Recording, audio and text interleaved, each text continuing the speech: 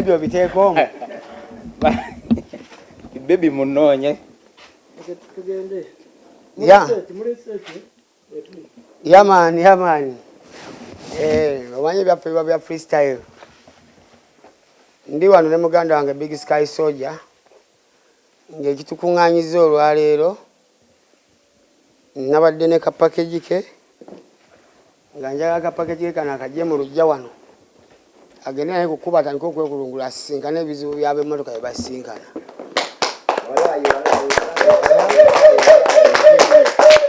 Era babebe basseewo abali eyo nkimanye nti Big Sky okuva ne leero alina emmotoka era emmotoka ye eno n'ebirala bijja sente tukyanoonya. Nkolaganye ne Big Sky ono mukwano gwaffe gubadde gwa bbanga ddene tukolaganye okuva sikujjukira naye tuweze emyaka 2 tuweze emyaka 2 nga tuli wamu. So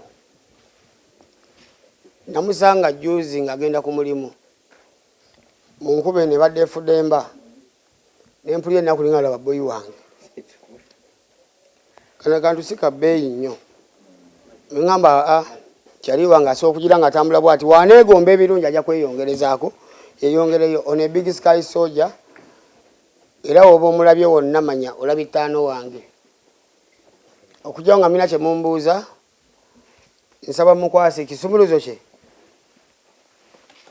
sibira ku shero service nkikolera ku shero na toto bale neyanza nnyo kinsaha kisumuluzo kikino omukulu akinkwasizza kinva mu ngalo naye masanyu mukulu akimpadde ngende nekyange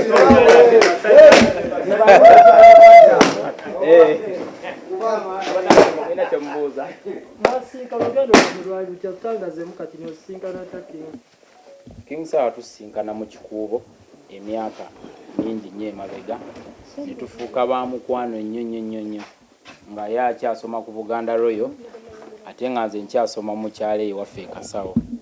Era we namaliriza okusoma nenzijja ne tutandika okukwata. Kyobamanyaye ekyafaayo kye nnenako ono mu kyalo kyabwe gye nasooka okugula ka Red Bull mu bulamu bwange. Ate abantu ne bamukuŋŋaanirako. Omanyi mu nsi mulimu ekintu ky'otajjukira naye olunaku nasooka okunywa ku Red Bull ndojjukira nali Kasawo. Nebanga simwenge nti simwenge okakasa nti simwenge. Yali ankyalidde ku ssomero gye nali nsomera. So muganda wange neyanziza nnyo neyanzeege nange ndi muyimbi era ngwa mu kibiina ky'omukulu nze ayimba akayimba ke bayita tweyanziza akakabaka gye kali waggulu eyo mukulu ankwasaganyizaako gwe munoonyerezeeko Big Sky Soldier ogenda muwulira ayina naye eddoboozi akasuka.